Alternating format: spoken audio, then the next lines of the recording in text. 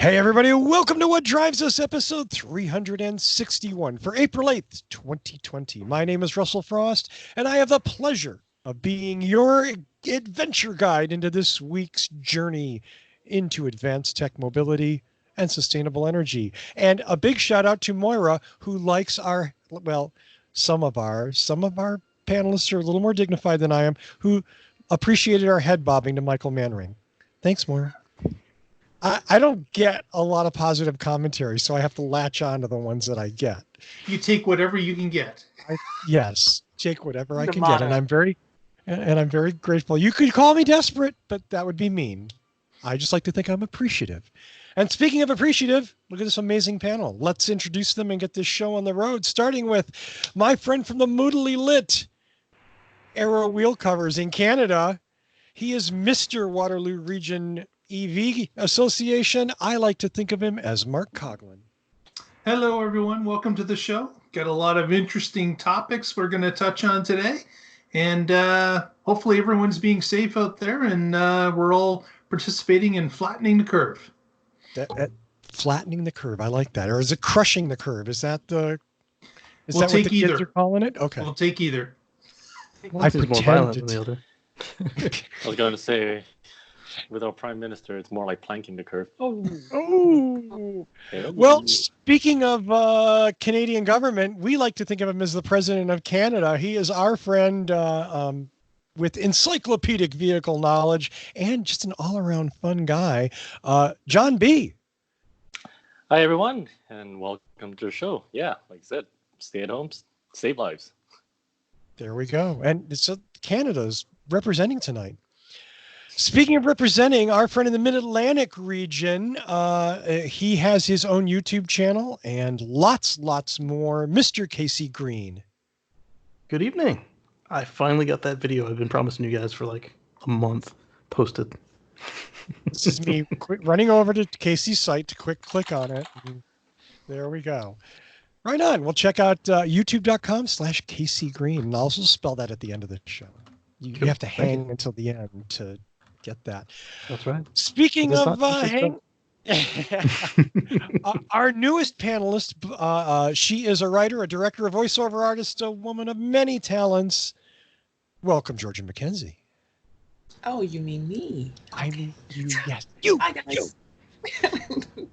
Is it? I hope everyone is washing your damned hands.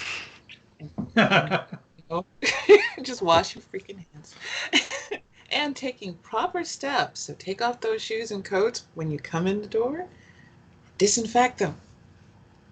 If I could show you the little handmade mask my mom made for me. Maybe I'll get it at some point during the show. Yeah. I've been working on one for about a week and a half. If you need me to send you one, let me know. We have several. So that reminded me of Sam Jackson's new book. Sorry. Yeah. Last and certainly not least, you may not recognize him from the new background, but this is a gentleman who's just moved his entire shop and is broadcasting from a brand new, yet unrevealed location. The founder and owner of Boulder Hybrids, Mr. Paul Guzik. Hey everybody, glad to be back after a few weeks away, moving a truck multiple times full of literally tons of Prius parts. It's only about 2.5 miles away, but man, it sucked.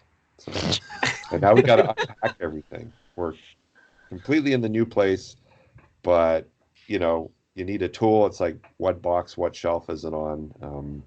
Anyway, we're open for business, but it's challenging. So that's the good thing is you get to like redecide where everything goes now. Yeah. And install. 4 lifts still, and yeah.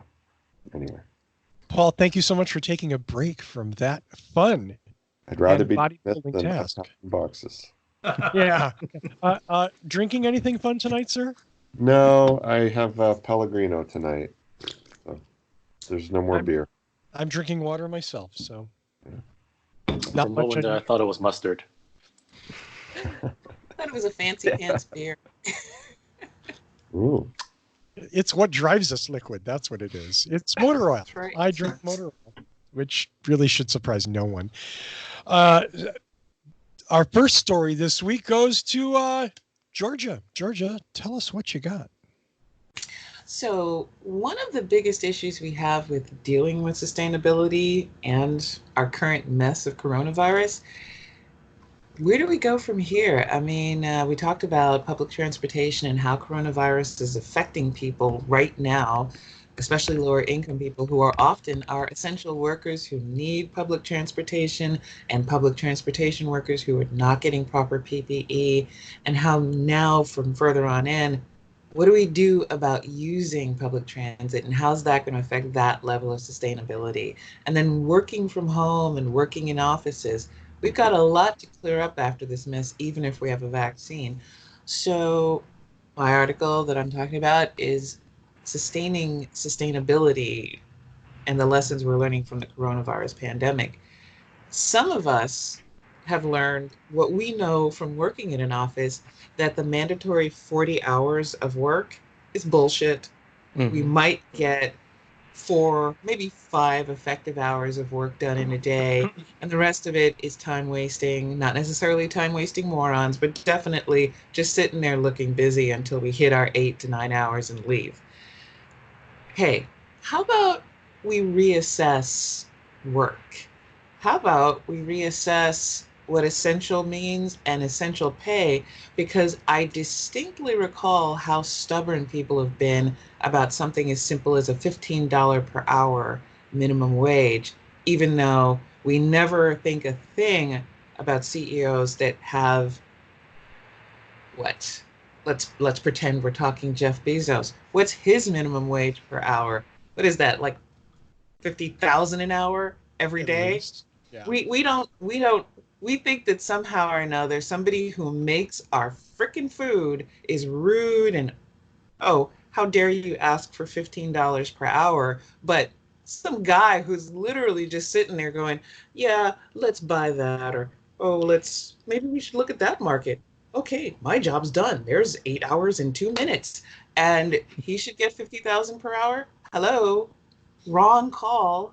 How about all those poor people in nursing homes who are dealing with not just any elderly, but your elderly?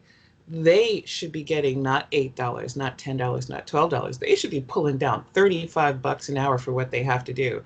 Because unless you've had to wipe somebody's backside who is an adult and give them medicine, I think you don't quite get how hard that is. That is not unskilled labor, and they should have benefits too.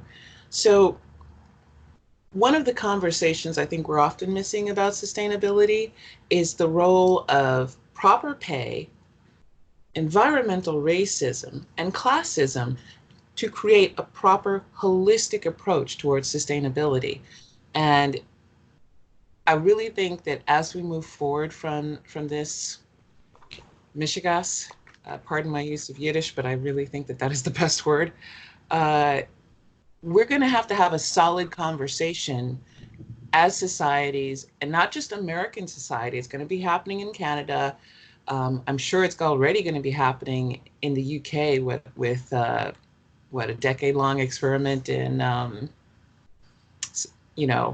cutting costs and attacking the NHS. We're going to have these conversations, and I really, really want people to start thinking about that, because everybody elected works for you, and you are the best driver of policy.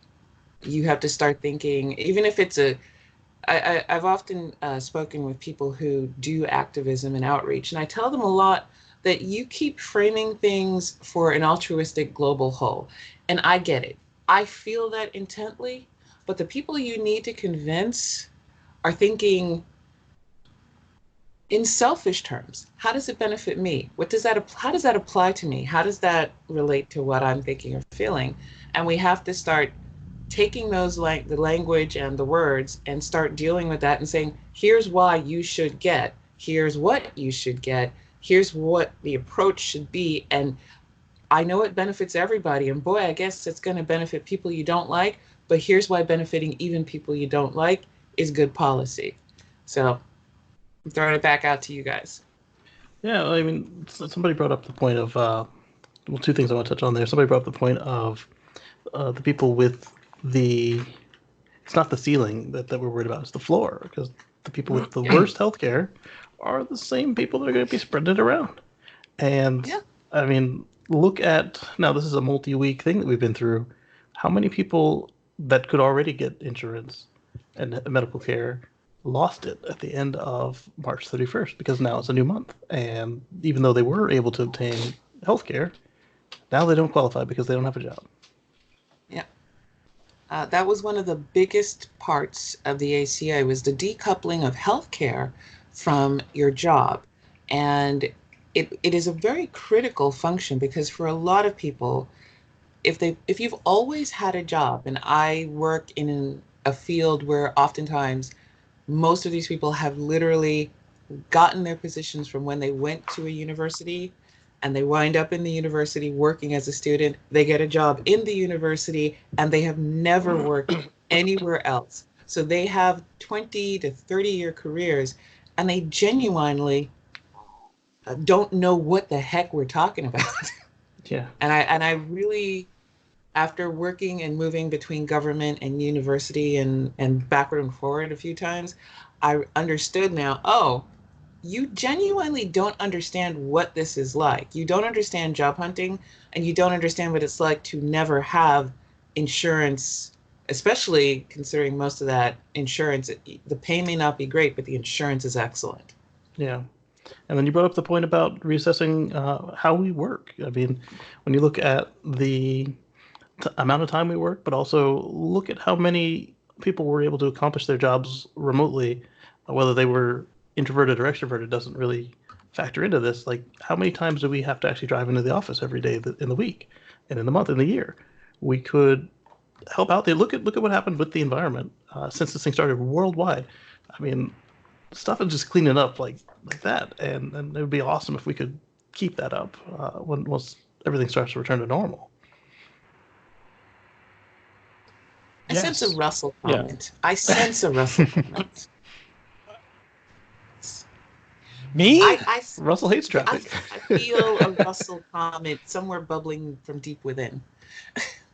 I'm content sometimes to step back and let other people voice their opinions. I'm just here to support that. I mean, yeah, we could talk. This isn't one show. This isn't one news topic. This could go on for a week, but I think succinctly and concisely to stay within sort of the scope of the show. I mean, I think you did bring up a super important point, which is we really have to reevaluate a lot of things that we've just taken for granted. That floor is every bit as important as that ceiling. And if, how many times it's because of my age and my generation and the generation that immediately preceded me, oh man, what am I going to do when I'm old? Those people are going to take care of me. Well, yes, asshole, you're the one that keeps voting against their education and about raising their minimum wage. So yeah, when you're helpless in the nursing home, they're going to pull the plug, and you'll deserve it. So, I mean, you either do these things right, because it's the moral thing to do, it's the ethical thing to do, or you get into a position where, we start talking about ridiculous. Like I saw somebody today. See, I'm going off on a rant. I shouldn't do that. I saw somebody today say, oh yeah, all frontline workers should get a $15,000 bonus. And I'm like, how about just paying them a living wage? How about screw the bonus? Just pay them a living wage. That's all they want. And I get small business, yada, yada, yada. This is a big realignment. This isn't one thing, one tax bill, one little law or something. This is a big realignment, but I think it's a sensible realignment that generations from now, if we're still here, somebody will look back and go, wow, those guys were thinking ahead. That was cool. That's all I'm going to say. Yep. How's that for sustainability? And hey, by the way, yep, mom's mask. Just saying. I'm the only one in San Diego County with an aloha mask. So in terms of reimagining work, I mean, certainly with technology we have today, mobility, laptops, cell phones, and all sorts of video conferencing capabilities. Yeah. I mean, you can certainly look at, okay, from a business point, you can certainly push for cost savings, by not having to fly everywhere, right? That's definitely when you send someone on a corporate trip, the cost tends to be a lot higher than if you were to go on a personal trip because it's corporate. So, all that flying back and forth, that can be done with, video conferencing. Perhaps you might need a face-to-face for the final deal or whatever it may be, but at least you're not flying back and forth, multiple times just to, for every change in the contract or for every little, bit that you need to do, whatever your company may be. And of course, like you said, currently right now, sitting at home, the traffic is much lighter, pollution is a lot lower. If I may play devil's advocate, on the flip side, you run into issues with public transit because now they don't have the volume that you normally would have had if there were commuters to sustain a particular service. So how do we, moving forward, how can we still have public transit, right? We'll have to think of this too, right? How can we support public transit if there are fewer people taking it? And, can we be more efficient? Can we, yeah. I honestly don't have an answer for that. I don't know where the costs are. I don't know if it's construction, if it's labor, if it's, the simple task of not simple, but I mean the task of, what do you call those? What's that terminology to use? When you look, not sustainability. Just had it at the tip of my tongue. But the idea that sorry? How they recoup their costs? Yeah. So if you're doing a particular service, you have to do an cost analysis, cost benefit analysis of if I were to run this, how many people will take it? How often do I need to run it to be sustainable? That sort of thing. So, there's that plus, because otherwise, then everyone just ends up driving their cars on weekends, because there's no public transit or lower service. I think those are great questions. I think the issue is that we have to consider that we've abandoned the concept of the public service, and we keep trying to run government and government services as if they are businesses. Right. And that's a toxin in the system. But I do believe that your questions are actually really good because I live in an area that's almost rural, and they deal with that a lot. And the downturn of ridership, it's like, dude, there's also a lot of poor people in this area who have to live farther out. So if they cut the service, that's the other side of it. So yeah. Plus, when you're not running it as a business, look at how many fares are you look how far you can go for a quarter. It's probably raised up to almost $1, depending on where you are now, if not more. You're still losing money even with the fare. So if you just do like some of these other municipalities and don't try to make money off of it, just do it because it's the right thing to do. Mm-hmm. Also, you could lower your costs by moving it to sustainable fuel. Make it run off of vegetable oil. Make it a hybrid. Make it a plug-in electric. Or even better, those cool ones that charge in like 10 seconds when the arm comes up, and then keep on going. Plus, those are cool. Yeah. I mean, of course, the other one is it's not the popular option, but you got to do it, right? Is increase the taxes to be able to provide, because now you're looking at a world saying, okay, this is what we need. This is the real cost, right? Up till now, we've probably been subsidizing it, right? Yeah. Because even with the volume, right, of commuters, Monday to Friday, we're still subsidizing. And I'm always wondering with all these industries, there's got to be tons of subsidies. The real cost is probably much higher than we think it is. So we really got to step back and think, okay, well, if those are the real costs, how can we deal with it? How without basically breaking the system? But also look at where else we can get it from. I mean, look at what's happened to oil since we've stopped using so much of it. Other than Saudi Arabia and Russia continuing to pump it out at full speed, the consumption has gone through the floor. And I know on the national level we subsidize it way too much, but on the local level we're probably still putting more than we should into that industry. Or is there anything else that we could adjust now that we've seen where our real priorities are?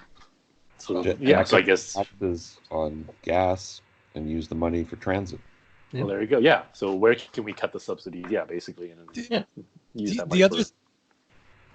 Go ahead. there are also costs to what we have now, to what everyone enjoys, the freedom of driving their own car anywhere they want. Those costs are health issues, roads, all of the stuff that we don't cost. It costs millions and millions of dollars or more that we don't think about. That maybe if we were using better transit, so people could get around and didn't drive as much, didn't pollute as much, that those other costs would come down. Now, is it a direct one-to-one thing? Is that return on investment, which is my 3 least favorite letters in the whole planet, ROI, because it's an excuse to do so little. Yep. Yeah. Oh, we can't make it perfect. Why do anything?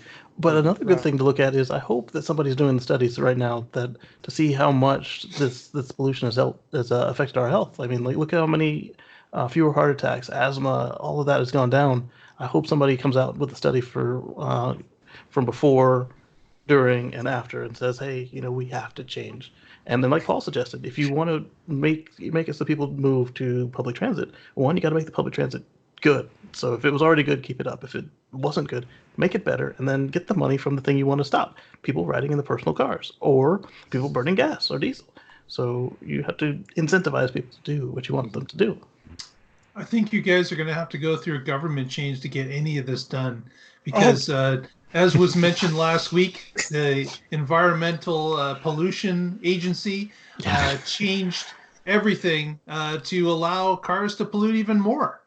So I don't know. You guys are just fighting a battle that is unwinnable without a substantial change at the top.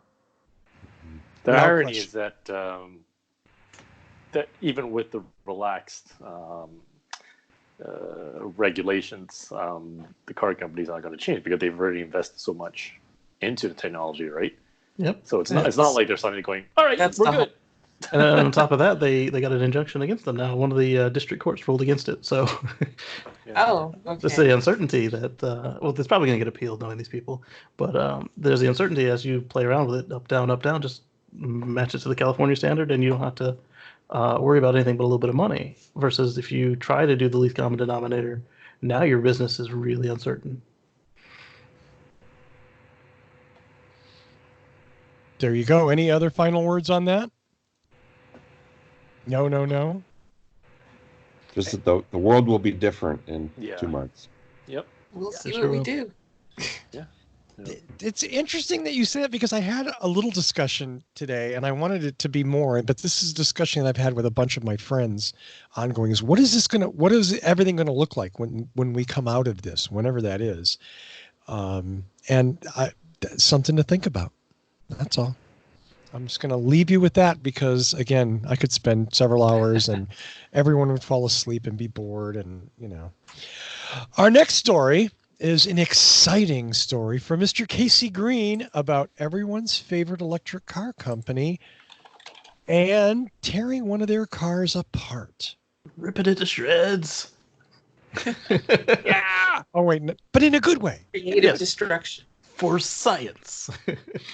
So Sandy Munro, the vehicle researcher, teardown artist, reverse engineerist, he is ripping apart a Model Y, him and his team at Munro and Associates, and they've already found some things that are just really awesome.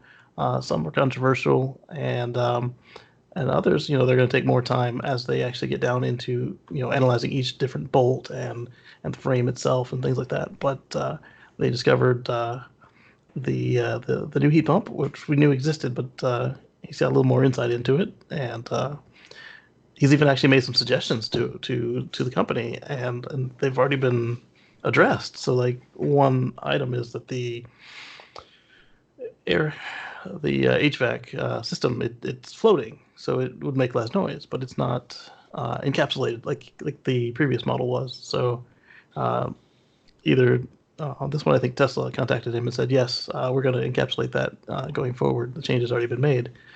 And we find things like the rear bumper, or controversial things like he suggested that there's a retention bolt on the wheel that the enthusiasts are suggesting is actually only used during construction. I'm not very familiar on brakes, so I can't say one way or the other. But then the other thing is he suggested that the 7 seats are going to be rear-facing for the extra 2 seats. And in our prototypes that we saw, they were forward-facing. So that was a bit of controversy there. But everything else is like we're seeing stuff that like he likes what he sees. We like what we're hearing. Like they go into like how the high voltage cabling between the charge port and the battery or the high voltage system in the battery penthouse is solid piping, so it doesn't have to. It can be done by a robot instead of a human. And he really loved the rear crush structure. And one item that they did was the rear tub underneath the floor in the back was changed to one piece of a plastic material instead of many pieces of steel and aluminum. So it was really cool. And they're all bite-sized. They're like 10 minutes or less. So if you get a few minutes, Yeah, you can... especially the earlier ones are like 2 to 5 minutes, so easy to digest. Yeah. Easy to digest, or okay. I was going to say something snarky, and why? Why do I don't even. I just need to be quiet. Oh, Now, do they put the car back together when they're done with it, or just sell the parts? They sell the report to both the manufacturer and the manufacturer's competitors. Right. And actually, they keep all the parts. They label them. They find out where they came from. They price them. And then the parts are used as examples for the next model to compare. Like they compare compressors from the Model 3 to the Model Y. They could show you the differences. They compared the suspension arms. They compare everything. So they must catalog them and store them for a period of time to keep the separate models available to come back to see where the changes have happened. So I assume they just go out and buy a random car in the open market. Worse, they buy them from a reseller. Yeah, he said that they don't want to be identified to any auto manufacturer that they may be buying the car because they could receive a top-of-the-line car as opposed to what anyone can buy. So they instruct somebody to go out and buy it incognito, and then that car is resold to them as their model. Yep. Now, when they take it apart, are they violating the license agreement? Oh, probably. Oh yeah. But Tesla seems very supportive of this one, so at least in this count, he's good. And he said he spent an extra $20,000 on top of what the car already cost for this particular performance Model Y because of the middleman. Okay. Well, I kind of like the Octo Octo-Valve. Yeah, that's really cool. thing. I thought that was pretty cute. So I guess Tesla's okay with It's it. a smart Obviously, business because if you're Audi or Ford, you're going to want this data. So instead of buying the car yourself, you just buy the report from these guys. Yep. And then he's already given some free tips to Tesla that they've already implemented, like not just that cover, but like some of the stuff he said to do on the Model 3 is like he opens up, he's like, "Wow, I love this. This is exactly what I said to do." And I mean, I'm sorry. Go ahead, Paul. Nope. Well, no, I mean, we've talked before how the car companies do this as well on their own. Buy competitors' products, tear them apart to reverse engineer them to understand how they can improve their cars or steal ideas or whatever it is they do. This is common practice. I don't know of somebody else that does it like Munro does. I don't know if he's the only one or just the most prominent, but he's obviously all over the place doing this, and obviously if you're doing it with Teslas, you've got lots of eyeballs on what's going on because everybody wants to know. Yeah, and the beauty of buying this from somebody else than just your in-house engineers is you can see from a different perspective. You can see stuff that you missed, and it's always good to have that extra team looking at it. So you basically get a second teardown for a lot less investment in labor and buying a vehicle, or as we saw a couple years ago with the German companies abusing a vehicle that belongs to a private party. The rental, yeah. Yeah. I don't know. I kind of feel like I like all the videos and I think it's pretty cool and everything, but I'm worried about people who play them while their kids are at home and then leave the Tesla and the tools unattended for a little while because somebody's 8-year-old. That would so easy. That would so be me. Me too. I was always taking But I stuff saw apart. him Especially doing with it all on these TV. bored kids at home right now. Yeah. Right? So keep these videos away from your children. Nice. Well, thank you for that, Casey. It'll be interesting to see as Sandy digs into things like Octo-Valve. Paul, you know what? I'm going to ask you. I'm going to ask Paul one question, and I'm sure Casey and Mark and John or whoever in Georgia can all chime in. But one of the things that brought up is this new HVAC system that, for the first time, at least as Munro presented it, not only it doesn't have separate systems for cooling batteries or the engines or, well, in this case, the electric motors and the interior cabin. There's one system that does all of these things. And obviously, you decrease parts, you decrease redundancy, it's easier to manufacture. But if you have a failure, if your air conditioning goes out, for instance, all of a sudden your battery thermal management goes out. Any opinions on that? Technically inclined? I mean, it makes sense to make it simpler. And heat pumps are really efficient compared to having especially an electric car where you don't have an ICE to get heat from. So it's basically you run the air conditioner backwards and it makes a heater. And they can transport, they can take the heat from the battery in the winter and maybe put it in the passenger cabin. And I haven't watched any of the videos. I haven't studied the Model Y that much, but I assume the Octo-Valve or whatever it's called helps distribute all the heating and cooling where it needs to go. Now, if that piece breaks, you're probably dead on the road, but hopefully they engineered it so it won't break very easily. Yeah. Plus, when you have less pieces, you can use that money that you save to you can maybe use half of the savings to get a more reliable part, and then put the rest of the savings in your pocket. Mm-hmm. Yes. And we talked about this in the past with other car manufacturers, that some of them have their own little walled gardens. I control HVAC, I control this, I control radiator, I control heating. Like, they all have these special services they do, and they don't communicate with each other. So you end up with a car that has a couple radiators. You end up with a car that has a couple of different fluid bottles that contain the same fluid. It's just for different systems. Yeah. And with Tesla forcing everyone to work together, they build a solution that fixes all the three problems and allows you to have a single source. And I think that's certainly the wiser way to go. I've seen many cars where you've lifted the hood and you go, why is there 3 separate fill-up reservoirs for the same fluid? And it's because they have these different.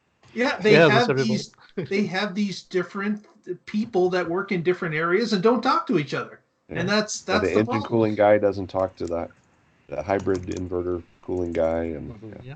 Especially like you said, though, some of them actually run at the same temperature, same pressure, everything. Yeah. But I liked the way that when Third Row was interviewing Elon, and he said, why do we have a battery module group, or why do we have battery modules? Why don't we just have a flat pack? And he said it's the organization and the product tend to mirror each other, and so we only have modules because we have a module team. So if I merge the module team back into the bigger organization, we'll still have cells, but we won't necessarily have a module casing and so a can within a can situation, which is a good way to look at it. All this said, and this does not meant to refute what everyone has said here in the last couple of minutes, but redundancy in mechanical systems, while redundant and costs more, is also safer, right? Right. And in there's some a areas. reason we do that. In some areas, I'm not a blanket argument against this. Just let's see how this plays out. Let's see how Octo-Valve works before we laud it as the inevitable path that everyone needs to follow. Well, this is what I liked about. I don't know if we're going to see that in this vehicle or if it's not going to happen until the next one, because they did pull Elon back from the cliff. The patents that we were seeing for Model Y, it literally only had 2 wiring harnesses. It had the main one going down the driver's side, and then the backup one going down the passenger side. So that way, if something took out your driver's side rocker panels all the way through to the inside of the body, you didn't lose braking, you didn't lose high voltage. It was a great idea. Not losing braking is a really good idea. Yeah. Well, that's one thing. Pretty much every car has some kind of redundant braking system that's been around since Should the be 60s. 3, right? Yeah. Is it because it's a good thing to do, or is it because it's required by law, or both? Both. Probably both. But it started required by law. Yeah. In the early 60s, cars had one brake master cylinder, and if you lost brake pressure, you lost all your brakes. And then they went to a dual chamber system that at least you use 2 of the wheels and have 2 left, and the e-brake. And on like even a Prius from 2004 has a battery backup capacitor box to provide power to brake the car if the 12-volt battery craps out. So, Or you you know, accidentally turn it off. all these companies have redundancy built in Yeah. Yeah. for brakes. And then even the airbags have 2 igniters in most of the airbag systems. You get the low and the high, so you might not get the best inflation, but you will get an inflation. And inflation. Yeah. Yeah. Assuming it's not shooting shotgun shrapnel at your face. I mean, the one thing that scares me a bit about the Octo valve is it says "Made in China" on it. You know. Oh, that was another cool part. It said "Made in China" on one part and "Made in Mexico" on another part of the. Where does it come from? No one knows. Well, I mean, globalization, right? Your car parts, you can have the same. It's the same with the Prius, right? You can have the same car, and Oh yeah. it depends where it's assembled, or the Corolla, for No, example. and for something that's that critical to the car's health, I'm sure they really spent time engineering that component, Yeah. and they over-engineered Sure. it outlast the life of the car. But time will Plus, tell. the battery is very massive, so it's got a certain amount of ability to retain heat and cool to it. So if you just immediately, if you've lost the pump and you immediately cut your performance way down, you can have a limp home or limp to the side of the road situation Yeah, as well. I was gonna say it's Tesla. They, their software, they'll deal with it if in the unlikely event it fails, right? They can They'll have the software. dispatch AAA with your GPS to come and get you before Right. you. But I mean, even within the car, it's self-sustainable. I'm sure they'll let you drive home, right? Yeah. Well, Just like because they're able. yeah, we can see that today on the dual motor cars. It used to be if your rear motor went out, the car would be dead in the water, and they, for the most part, they just did it through software where the car will just ignore that the rear motor is missing. I think there is a hardware cutoff where they weren't able to do that. Where if your rear motor goes out, your car's still gone, even though you have an extra. But they even pushed it back further to the point where I'm not sure if there are any cars left that there's a hardware failure that stops them. But they extended it so that you can just turn on the front motor and make your way home. Or There you go. to safety, not necessarily to home, because that could be. Yeah. Yeah. But I mean, it's a good thing going forward, right? Like it's a good push for dual motors for electric cars going into the future. Especially, well, never mind. Oh, I've got another example. Yeah. The AC broke on my car 4 times, and the battery couldn't cool itself, so I couldn't supercharge, and I couldn't. Once the temperature got up, I couldn't have air conditioner, so like the fans would kick off, and but it didn't stop me from driving. It's like, I might not charge when you get where you're going, but at least you got somewhere. Turned out to be a combo of a software failure and an unreproducible glitch, and So it was the quad valve, not the octo. this is the quad valve example. Yeah. The They early upgrade. version. The early version. Well, speaking of early versions, a car company that we have lambasted here for years for making nothing but gas-guzzling ice muscle cars had an interesting announcement that John's going to talk about. Yeah. Right. So, FCA's arm, off-road arm, as we all know is Jeep,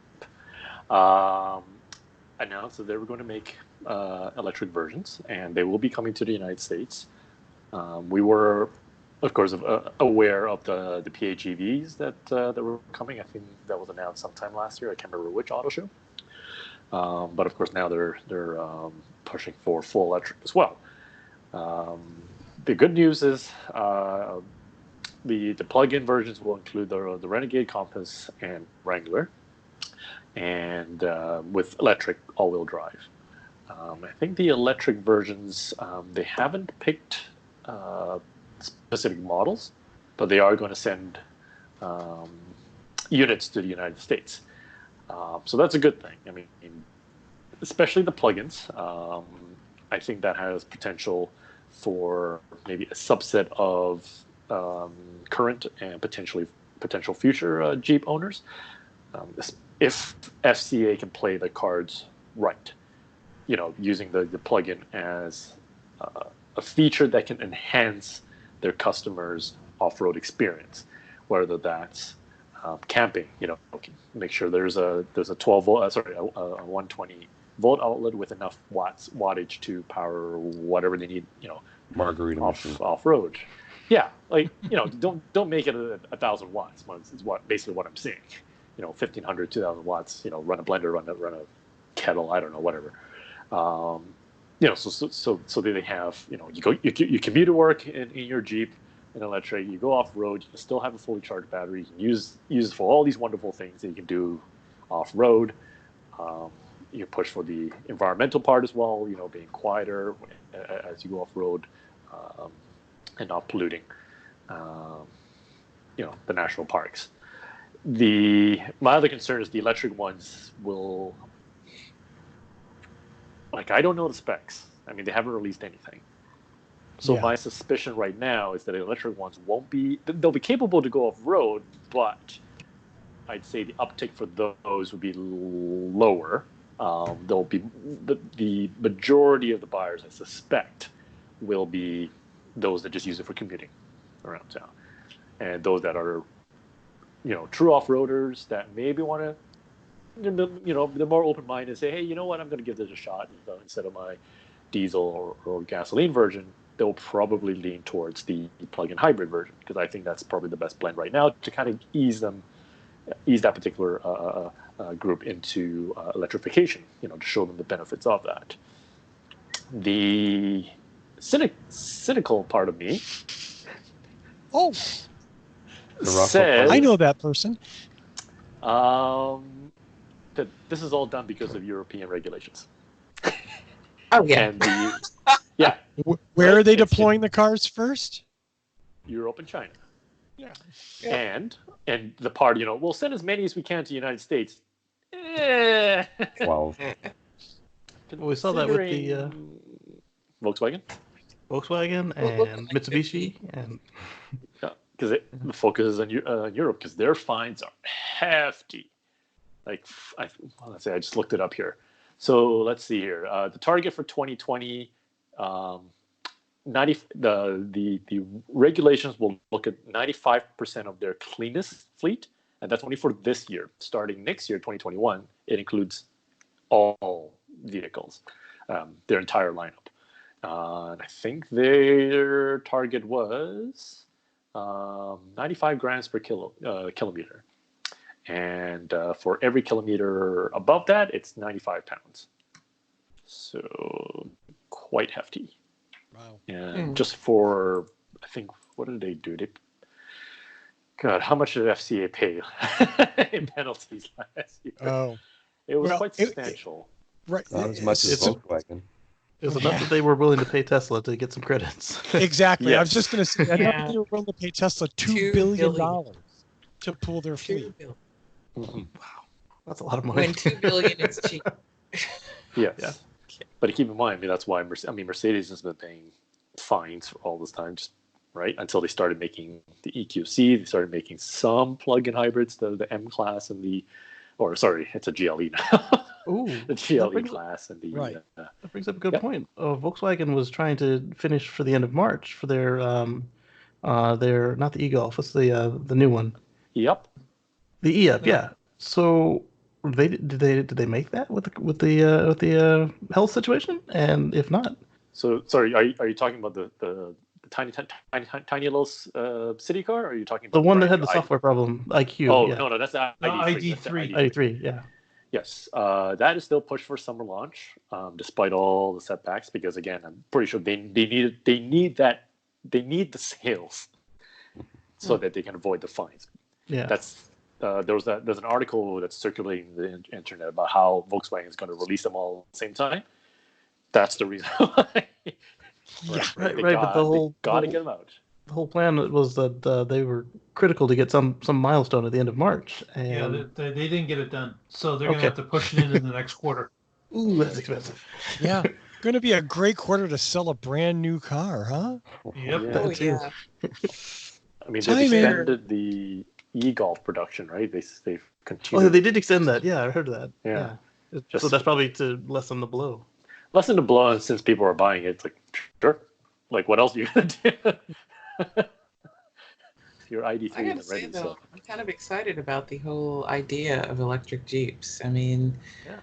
Mhm. it's one of those things that I think the electric car market has been truly missing. That, especially a brand that's got this adventurous, outdoorsy brand identity.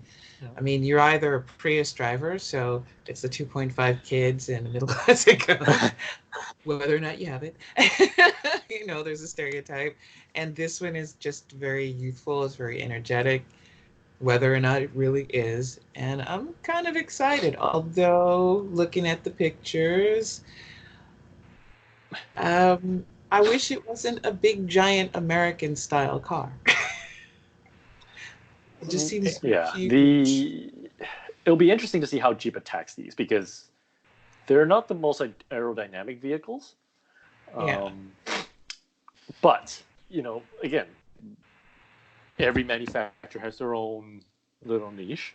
Jeep has their off-road, and other companies can learn from what they've researched, what they've discovered in development of building off-road electric vehicles, right? Like they can bring something to the car industry, right, from their research. So it's a good thing. Yeah, because right now the only choice we've got is Bollinger, and they're going to be different than the approach that Jeep would take. And I'm sorry. Go ahead, Casey. well, I mean, like Bollinger One is a larger Hummer-sized vehicle, and I mean, like the front folds out so you can put a piece of lumber all the way through the vehicle. Versus Jeep, they're gonna their identity is let's go out to a picnic in the woods, or let's go rock crawling. And I mean, Bollinger's trying to get that crowd, but they're also priced a lot higher than even this electric Jeep would be priced at. So I am curious to see how they attack this, especially since it's been so long since they first teased us with the plug-in Jeep. Like it was back when the Renegade or the Liberty was launching. They're like, oh yeah, there'll be a plug-in, and then 10 years of nothing. Yeah, that's 2001. Yeah. I think the coincidental irony of FCA announcing these Jeeps, which by the way, the badging on them is awful. Just like that huge EV stamp in the front passenger side door. Like this is not 2003. We can let go of that a little bit. Okay. Yeah. Just make it cool. But anyway, the same week that FCA announces they're going to make electric Jeeps, Rivian announces they're delaying production because of the pandemic, which is entirely reasonable. But Rivian was certainly the competitor, although because they're brand new, they don't have the reputation that Jeep has. Everyone who looks at their adventure truck can't not look at that and go, oh my God, I want to take that baby wherever. Sedona, the Sequoias, I want to go to Yellowstone, I want to go off-road in this thing. So it's built for it too. It's got the suspension travel. It's got the skid plate. It's if you're one of the people who would take a vehicle that expensive out there, it's ready for it. It's just yeah. Yeah, it feels. Sorry, I didn't mean to interrupt you there. Yeah. No. So I mean, the electric ones are good. I'll be keeping my eye out on the plugins because I think those have much more potential with a longer range. Right, they can go further off road. They don't have to worry about the fuel as much. They don't have to carry as much fuel, I guess, because it's more fuel efficient. All sorts of things, right? There's a lot of benefits with that. So it's a good stepping stone. But with electric all-wheel drive and all the torque, I mean, when you go off-roading some nasty trails, it actually might outperform a lot of the traditional 4x4s. Right. Definitely. I'm also curious if they add in, like, the Rivian can ford water. I wonder if the Jeep is still going to retain that, or if it's going to be a little more delicate than typical. Well, knowing Jeep, I think they'll try and keep their capability, because that's what that's what a buyer expects, right? I expect my Jeep to perform the way I expect a Jeep and most EVs, the battery pack is already sealed from water intrusion, somewhat, and to make it completely watertight is not that hard. Yeah, and let's be here's where I lose FCA sponsorship forever. I mean, let's be clear. Most Jeep owners, they're commuters. They're not rock climbing. They're not doing anything. Very few of them, as a former Jeep owner, they go to Equinox Gym and climb the wall.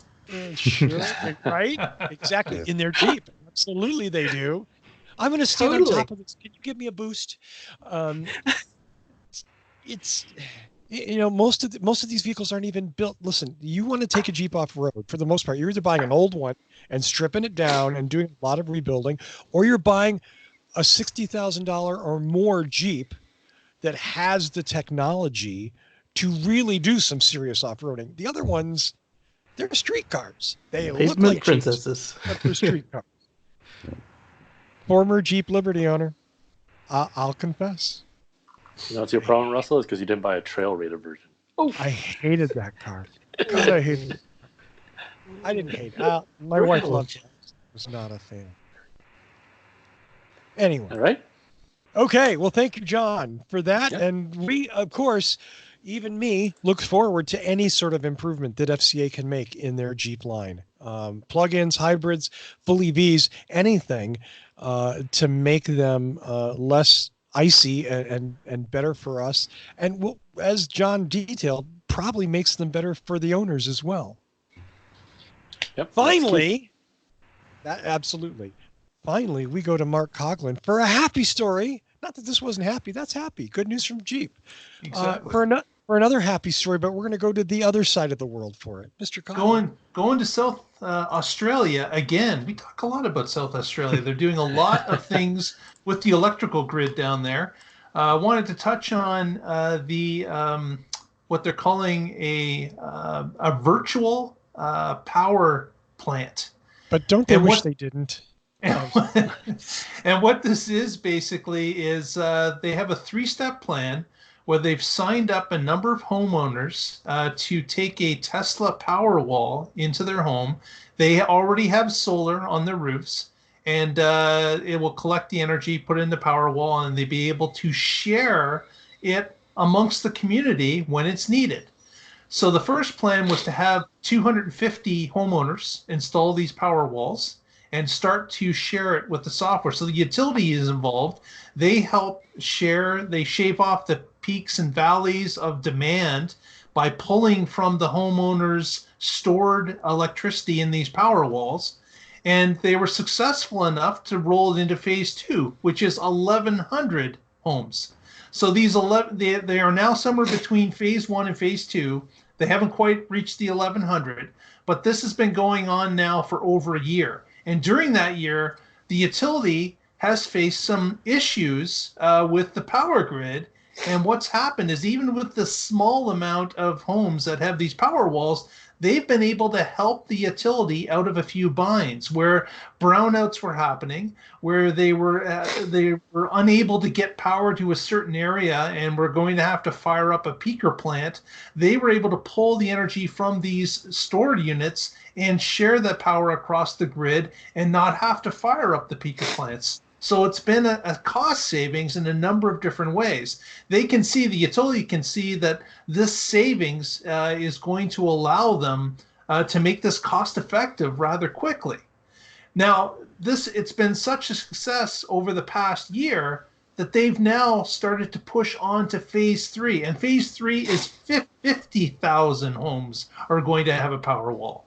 So this, with them being able to see that it's saved them a couple times already, pushing it out to 50 times more than what they have is going to give them even a better utility to deal with problems as time goes along.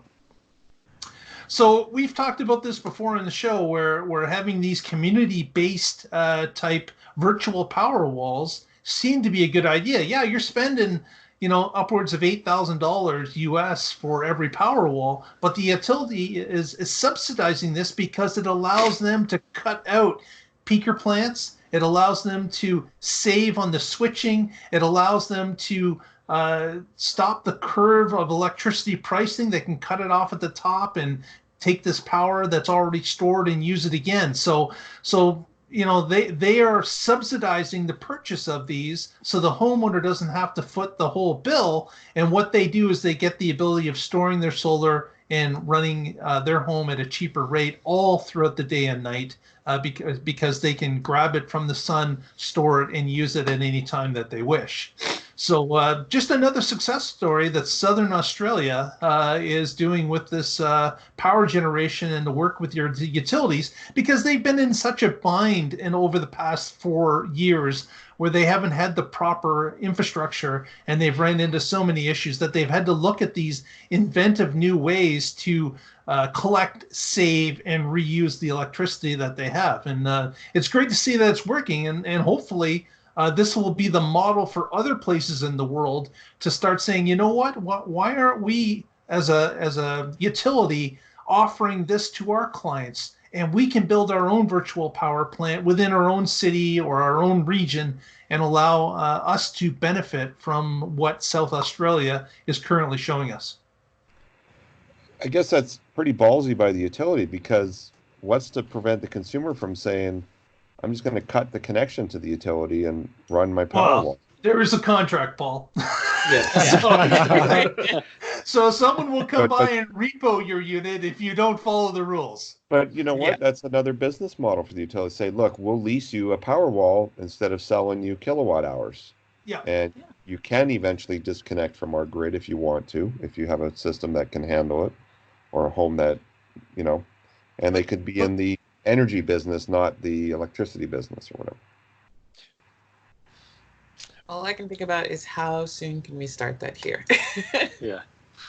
I mean, there's a power company in New Jersey that's doing a similar program with the power walls. We've been harping on decentralized power grids in the U.S. for years, and it's one of my things. To your point, Paul, when I was selling home energy for Tesla, and I ran into this all the time, I want to get off the grid. I want to get off the grid. Why? Well, I don't want to pay for the power. Well, nobody wants to pay rapacious rates for electricity. But why? You don't necessarily need to be cut off from the grid. What you need is to be independent. You have the grid to fall back on. You have the grid to sell electricity back to if you make extra electricity. But being connected to the grid by itself isn't evil, isn't bad. It's when you're fully dependent on that pipeline that you don't have any choices. Then you're buying it, whatever they sell. And if you don't buy it, your house gets cold and dark. So this is way, way overdue. It's a no-brainer, common sense kind of thing that we should be doing. And here's the tough part. I have no idea how to implement it. Is it laws? Is it incentives? Is it subsidies? I don't know. No matter what happens, people seem to find a way to screw something like that up. But clearly, for the future of us, citizens, homeowners, renters, whatever, we should have something like this available, and so that we don't pay horrible rates, so that we do have a little bit of, if lightning knocks out a pole 6 miles away, my house shouldn't go dark. That's stupid. It's just fucking dumb. Okay. That's the kind of thing that this brings in. I'm sorry, Mark, I rambled. I think this, this example of South Australia, who again have had major issues with their power grid to this point. I think if you want to be someone that moves forward with it, I don't think there's anything stopping you now. If you have the ability to have solar on your current house, you have the ability to add a power wall to that. Whether it's one or two, you could start to be still connected to the grid, but collect your own electricity throughout the day and then use that electricity at night at the lower rate. So again, it has to be cost effective in some ways, unless you just want to do it because you can.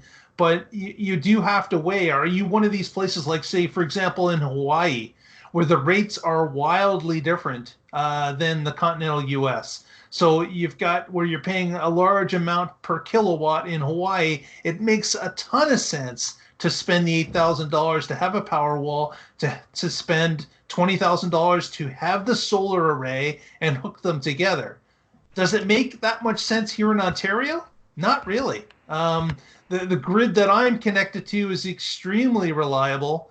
It's relatively cheap, basically 10 to 11 cents Canadian per kilowatt. Wow. And it doesn't make a lot of sense for me to go into that. But if you're in California, where you're paying wildly different rates based on peak demand, it makes sense again. So you have to look at your situation, what you're paying, how you use your electricity, and it basically becomes a math formula. And of course, the other thing that you get to put into this, your equation, is that, you know what, the price of electricity does tend to go up every year. If you own your own system that lasts for 10, 15, 20 years, guess what? Your rate remains the same for that period of time, and you're recouping that all the time as the prices go up as well. So that's another thing that you need to weigh into your equation when you're figuring out, does it make sense for me? Yeah, like my house in South Carolina, it was on a fairly reliable grid, but every now and again, a nice sunshiny day with no storms, no people crashing into the equipment, we would just lose power with the sun shining. And if I had a power wall there, it would retain the power. And it's also in the middle of Hurricane Alley. So on those events where it snuck up on you and you didn't evacuate, or if it's a smaller one, you decide to shelter in place, it's kind of nice to be able to just ride it out. There's for some people on using solar right now, I know that with a lot of programs where you store the power and the utility can pull from your battery when they need it, they even get paid for it. Yep.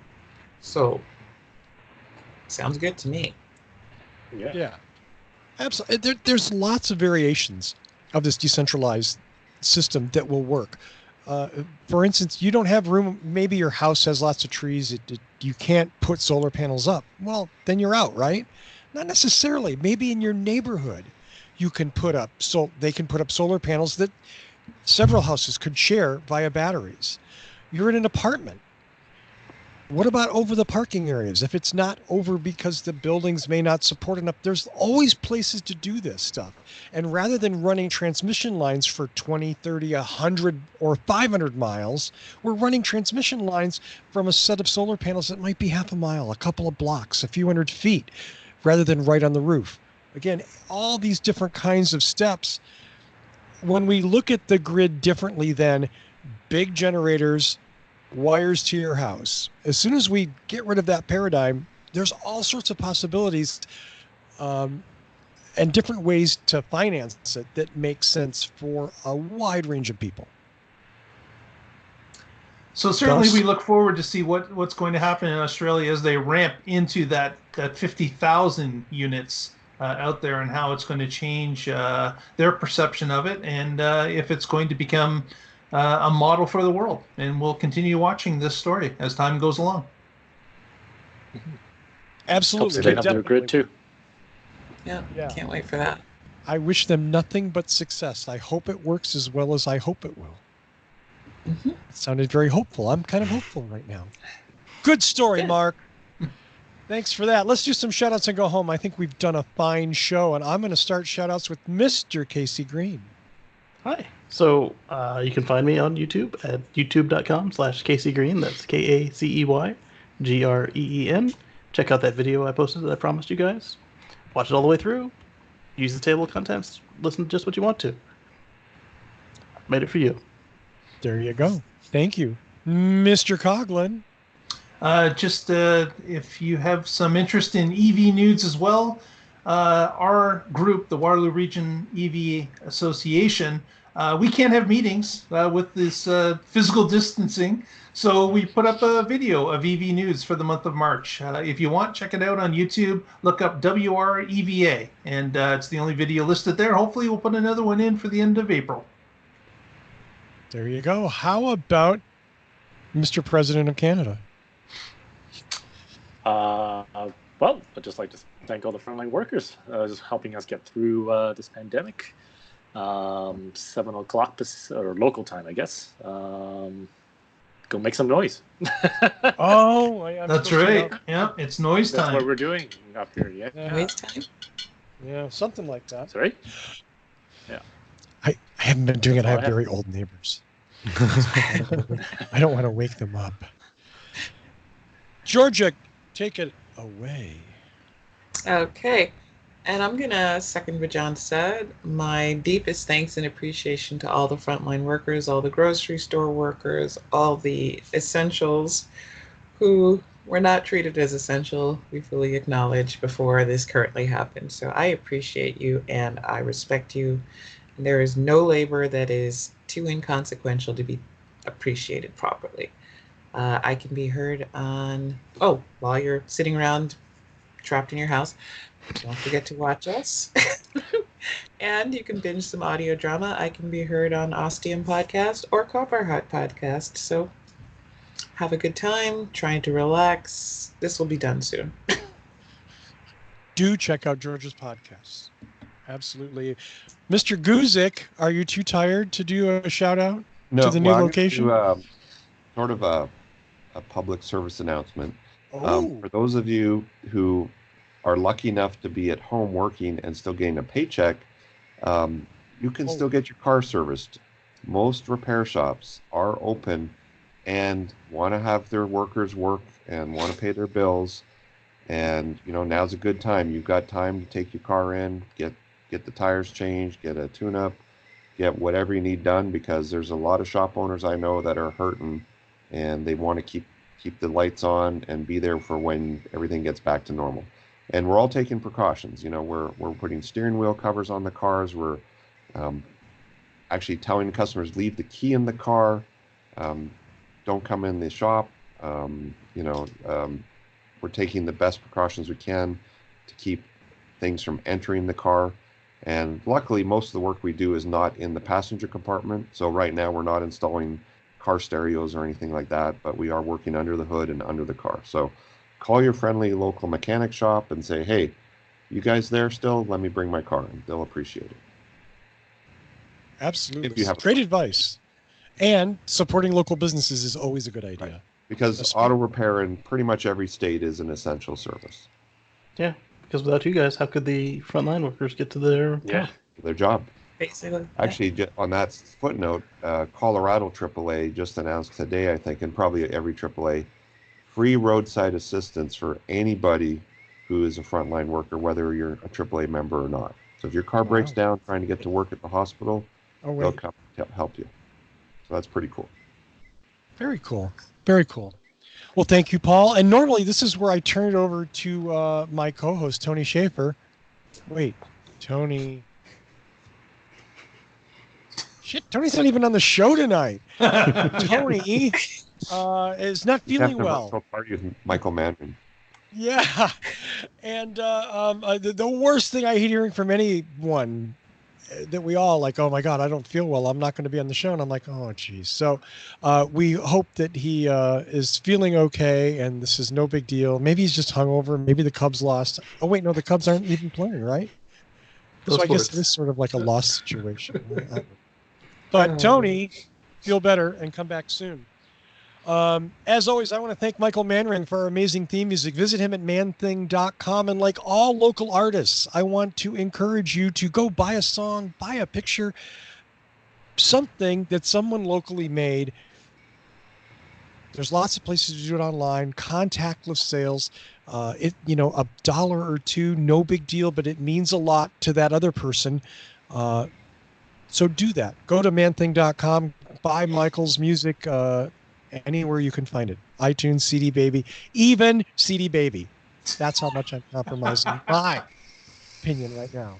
Even the worst, even CD Baby. So thank you, Michael Manring, for that. You can find us on YouTube at youtube.com/whatdrivesus. Please be sure to subscribe. Please suggest us to your friends. And when you do, hit that little bell. Like so you're notified. Yes, thank you. The button, the bell. I love how, we see this one way and we're pointing in some direction. I have no idea. When Skype actually does this feed, they totally screw it up. So I have no idea where they're pointing.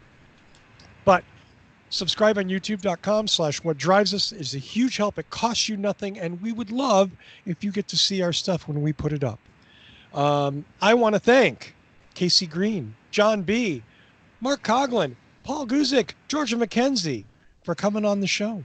Thank you so much for being there. I also want to, as everybody has said tonight, please be careful. Please stay home. Don't take chances. Get your mom to make you a little mask. Okay? Wear it. Wash your damn hands. Just be careful. We can get through this if you just take a little extra precaution. And you know what? We don't have enough subscribers that we can afford to lose even one of you. So we want you to be careful and come back next week and check us out. And thanks to all of you again, of course, for watching and downloading this show. Check it out next week and find out. Cue the music. What drives us? If I had a producer, if I had a producer. You're the producer. See you next week, everybody. Thank you.